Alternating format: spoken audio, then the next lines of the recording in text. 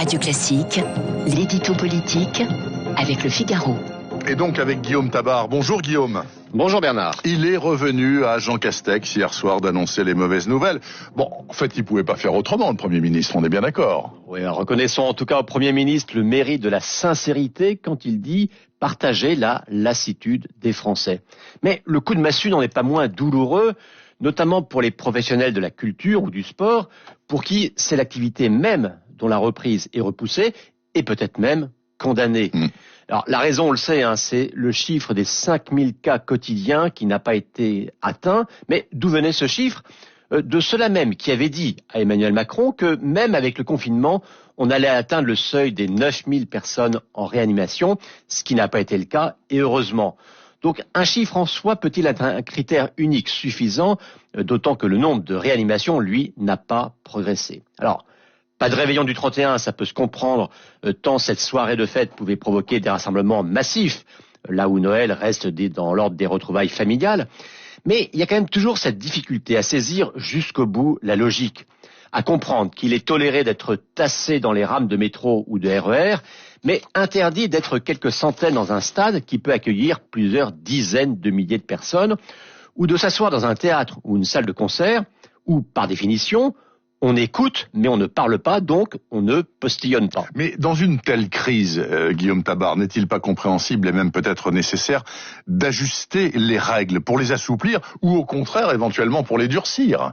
Si bien sûr, mais posons-nous toutes les questions. Est-ce que l'obligation de maintenir des restrictions plus longtemps que promis ne signe pas aussi l'échec d'une stratégie qui devait consister à mieux dépister, mieux tracer et mieux isoler ceux qui sont réellement atteints par le Covid.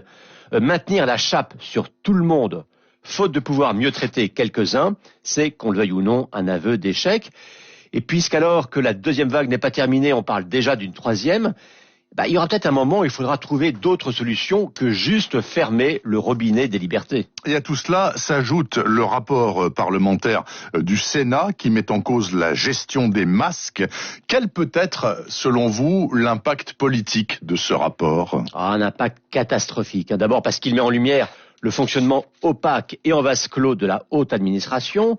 Ensuite, parce qu'il confirme un mensonge sur les réserves de masques et donc un mensonge avec le ridicule discours officiel qui a prétendu pendant un certain temps que ces masques n'étaient pas utiles en population générale.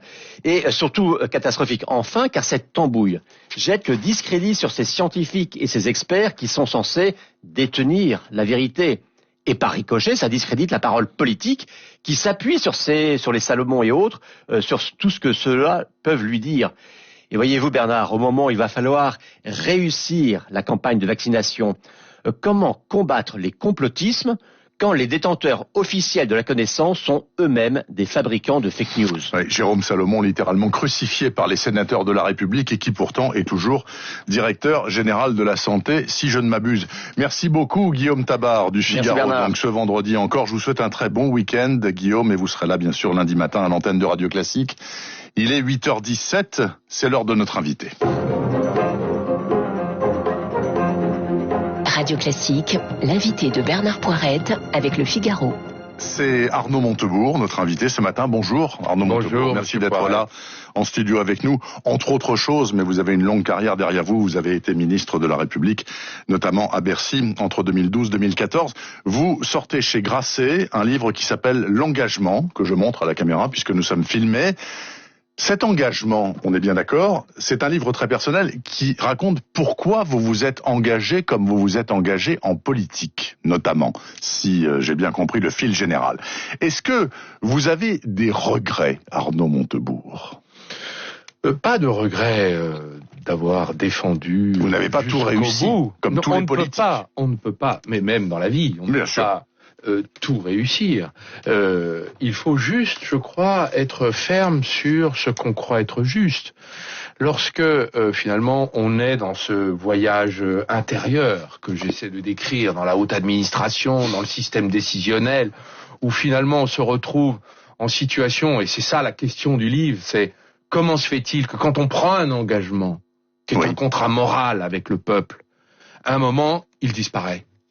Il est piétiné, abandonné, oublié. C'est cette sensation que j'ai voulu étudier de plus près, et y compris à l'intérieur de moi-même. Donc c'est une reconstitution des sentiments. C'est un peu dans la tête de John Malkovich. Que se passe-t-il dans la tête du ministre de l'économie avec ses échecs, ses succès, tout ce... Et comment fait-on pour porter le bien commun? Voilà, c'est ça la question. Donc la question de l'engagement, c'est une question évidemment qui est posée à chacun de ceux qui s'engagent dans leur entreprise, dans leur conseil municipal, dans leur vie familiale, dans l'éducation de leurs enfants. Et comment on fait quand on n'y arrive pas? Mais donc, si je comprends bien, être homme politique en fonction, ça veut dire avaler des couleuvres de temps en temps, au moins. Je ne dirais pas ça. Je dis, quand vous êtes ministre, vous avez des chefs, vous avez des pairs, vous avez des collaborateurs et vous avez l'opinion publique. Donc c'est pas vous qui décidez toujours. Mais lorsqu'on a des convictions, que des engagements ont été pris, que vous faites le porteur et le gardien de ces engagements, et vous voyez que des forces invisibles, le cercle invisible de la haute technocratie qui a pris le pouvoir dans ce pays est absolument incroyable. C'est ça aussi l'histoire de ce livre. La technocratie et les lobbies. La technocratie, c'est les principaux dirigeants politiques. Ils sont tous membres de la même formation. C'est le même bouillon. C'est le même cercle. Bon, les grandes boîtes, les patrons de grandes boîtes et les postes clés de la haute administration. Et tout ça sont tous d'accord pour faire la même politique qui n'a rien à voir avec ce qu'on raconte aux électeurs.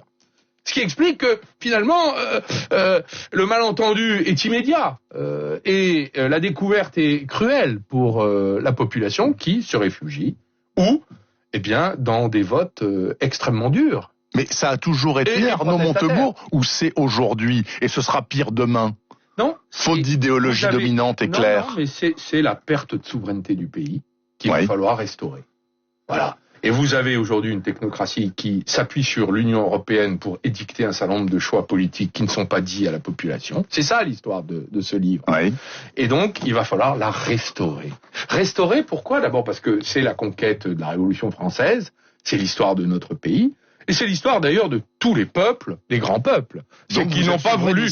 Je suis pour qu'on réhabilite la souveraineté. Vous savez pourquoi? Parce que c'est la conquête du choix du destin. Comme Chevènement. Comme tout le monde, en fait. Vous savez pourquoi? Dans la constitution du 4 octobre 1958, dont l'auteur est le général de Gaulle, Michel Debré, vous connaissez notre histoire. Bien sûr. L'article 2 dit, le gouvernement, c'est le gouvernement du peuple, par le peuple et pour le peuple. Peut-être qu'il serait temps de restaurer cette formule, qu'elle ne reste pas vaine.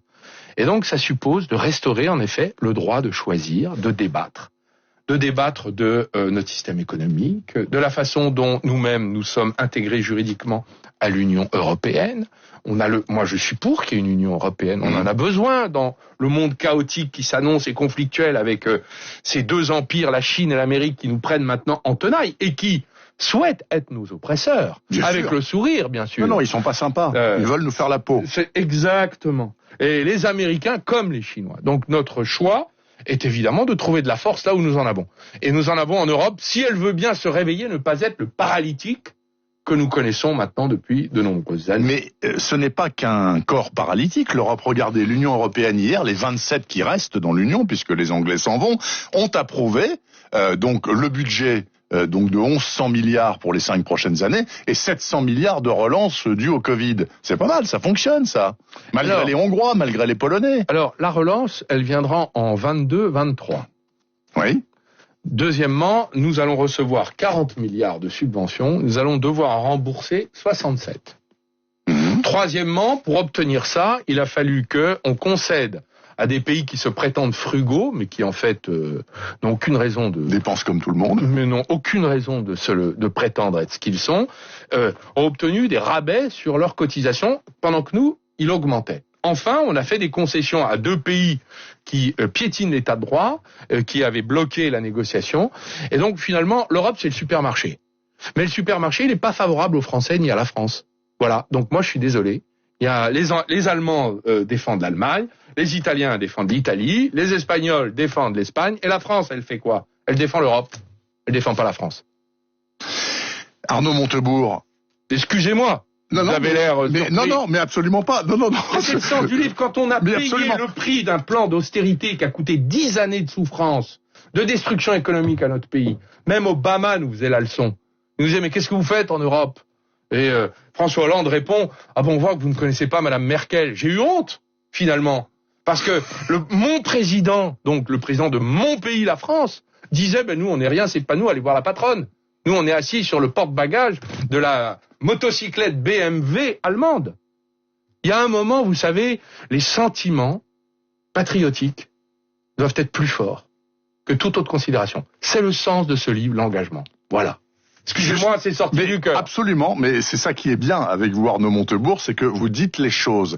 Et j'aimerais que, très brièvement, en 40 secondes, vous me donniez votre sentiment en cette fin d'année 2020, au lendemain des annonces de Castex. Si vous étiez aux affaires à Matignon, supposons à la place de Castex, seriez-vous dans la même mouise que Louis?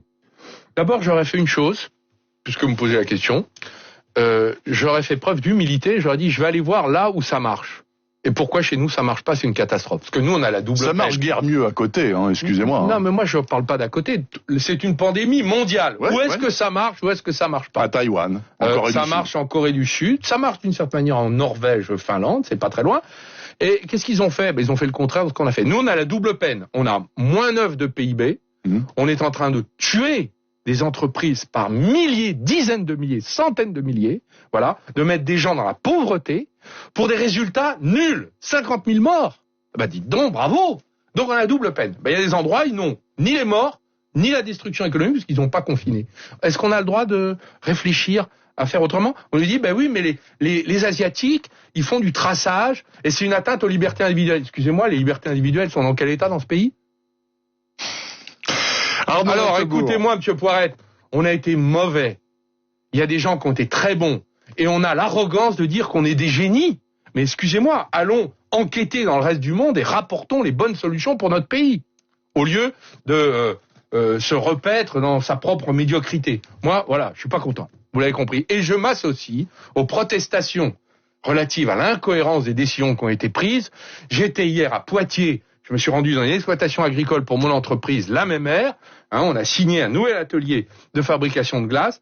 Le TGV était complet. On est resté 2 heures dans un train. Il y avait une personne en face, à côté, etc. On parlait le moins possible. Oui. Mais je vais vous dire, si j'avais été dans une salle de spectacle, quelle était la différence? Vous risquiez beaucoup moins au concert de théâtre ou au théâtre que dans le TGV. Voyez, évidemment. On est entré dans une direction politique de ce pays entre les mains de technocrates qui ne connaissent rien à la société et qui d'ailleurs la méprisent. C'est ça le problème. Merci beaucoup Arnaud Montebourg. L'engagement, ça vient de sortir chez Grasset.